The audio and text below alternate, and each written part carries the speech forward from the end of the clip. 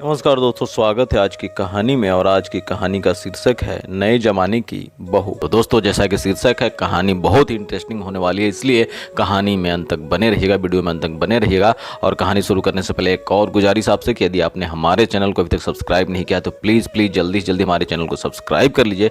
चलिए कहानी शुरू करते हैं। दीपक की एक सॉफ्टवेयर कंपनी में नई नई नौकरी लगी थी। अब घर वाले चाहते थे कि एक अच्छी सी लड़की देख के उसकी शादी कर दी जाए। दीपक के घर परिवार में उसकी माँ, बड़ा भाई नवीन, भाभी रश्मि, बहन ऋतु, बुआ सरला और दादी उमा रहते थे। पिताजी की मृत्यु तभी हो गई थी जब दीपक 10वीं में था। वैसे तो दीपक के लिए बहुत रिश्ते आने शुरू हो गए थे, पर दीपक का मन तो कहीं और ही लगा था। वो हर रिश्ते में कोई न कोई बुराई निकाल कर मना कर देता था। तंग आकर भाभी ने पूछ ही लिया, भैया अगर कोई और पसंद हो तो बता दो, क्यों घर वालों को और लड़की वालों को परेशान कर रहे हो। दीपक जान गया कि अब सही वक्त आ गया है घर वालों को संध्या के बारे में बताने का। संध्या अपनी पढ़ाई पूरी करके फैशन डिजाइनिंग का कोर्स कर रही है। घर की इकलौती लड़की, पिता पुलिस डिपार्टमेंट में उच्च पद पर है, पर बचपन में ही माँ का साया सर से छीन गया था। संध्या और दीपक की मुलाकात का किस्सा भी बहुत रोचक है। दीपक जहाँ बहुत ही शांत स्वभाव का है, वहीं संध्या बहुत ही चंचल स्वभाव की है। दोनों की मुलाकात एक फ्रेंड की शादी में हुई थी। बस तभी से वो दीपक के दिल में बस गए। दीपक अपने दोस्त अमन की तरफ से और संध्या लड़की वालों की तरफ से, यानी कि गामनी की सहेली थी। अमन ने ही गमनी को बोल के दोनों की बात करवाई। धीरे धीरे ये दोस्ती प्यार में बदल गई। दोनों में तय था कि जैसे ही दीपक को नौकरी मिल जाती है वैसे ही वे दोनों शादी की बात करेंगे। आज वो टाइम आ गया था। दीपक ने अपने घर में संध्या के बारे में बताया। संध्या से तो किसी को भी परेशानी नहीं थी, पर उन्हें डर था कि इतने अमीर बाप की बेटी कैसे इस परिवार की जिम्मेदारियां संभालेगी भला। दोनों बच्चों की मर्जी से शादी भी तय हो गई। संध्या और दीपक दोनों बहुत खुश थे। आज वो शादी के बंधन में बंधने जा रहे थे। शादी के बाद संध्या घर में आई। सबने खुशी खुशी उसका स्वागत किया। सारी रस्में हो गई, लेकिन संध्या की नज़र दीपक की माँ को ही खोज रही थी। बिन माँ की बेटी दीपक की माँ में अपनी माँ को तलाशना चाह रही थी, पर माँ का कहीं भी अता पता नहीं था। संध्या ने यह सोच के तसल्ली दी कि खुद को कि हो सकता है कि माँ घर के कामों में व्यस्त हो गई। दूसरे दिन सत्यनारायण की कथा होनी थी। शादी के बाद दोनों पति पत्नी को साथ में पूजा में बैठना था। संध्या नहा धोकर पूजा में बैठने के लिए तैयार होने लगी। उस वक्त भी सोच रही थी कि अगर माँ जी आ जाए तो मेरी थोड़ी मदद कर देंगी साड़ी पहनने में। तभी बुआ जी ऑर्डर देती हुई आई कि जल्दी से तैयार होके नीचे आ जाओ। संध्या जैसे तैसे साड़ी पहनी और तैयार होकर पूजा में बैठने नीचे आ गई। उस समय भी वो अपनी सास को ही खोज रही थी।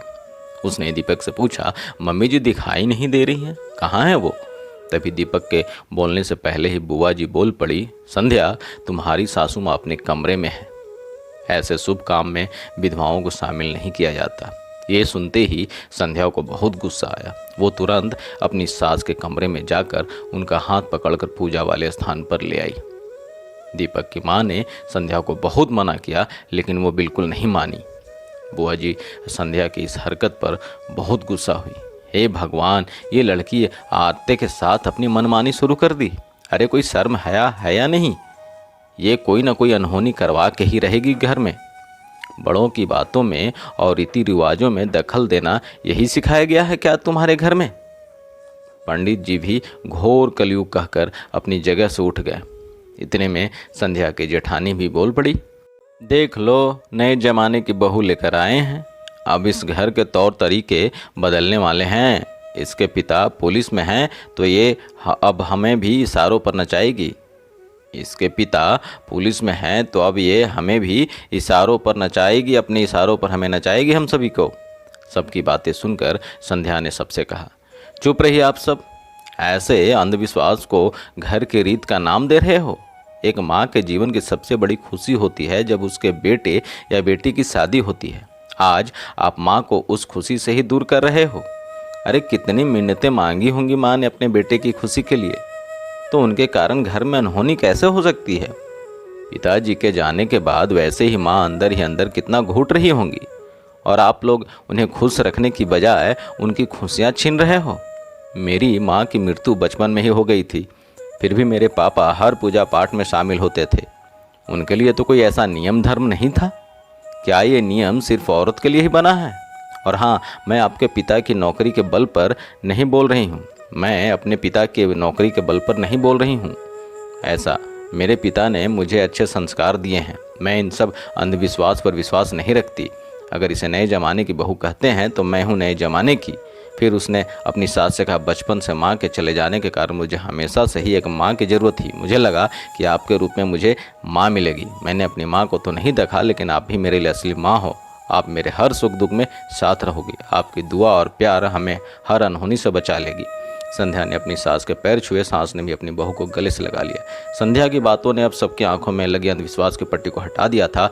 फिर से पूजा शुरू हुई। माँ के साथ संध्या और दीपक अपने आने वाले समय के लिए भगवान की पूजा कर रहे थे और माँ की आंखों में आंसू और दिल में सुकून लिए अपनी नए जमाने की बहू को देख रही थी। तो दोस्तों, कहानी यहाँ ख़त्म होती है और इस कहानी की लेखिका थी अंजू अनंत जी। तो मित्रों, यह कहानी आपको कैसी लगी कमेंट बॉक्स में अपनी राय जरूर दीजिएगा और साथ ही साथ चैनल को सब्सक्राइब और वीडियो को लाइक शेयर भी कीजिएगा। बहुत बहुत धन्यवाद। स्वस्थ रहें, मस्त रहें। मिलते हैं अगले वीडियो में। धन्यवाद।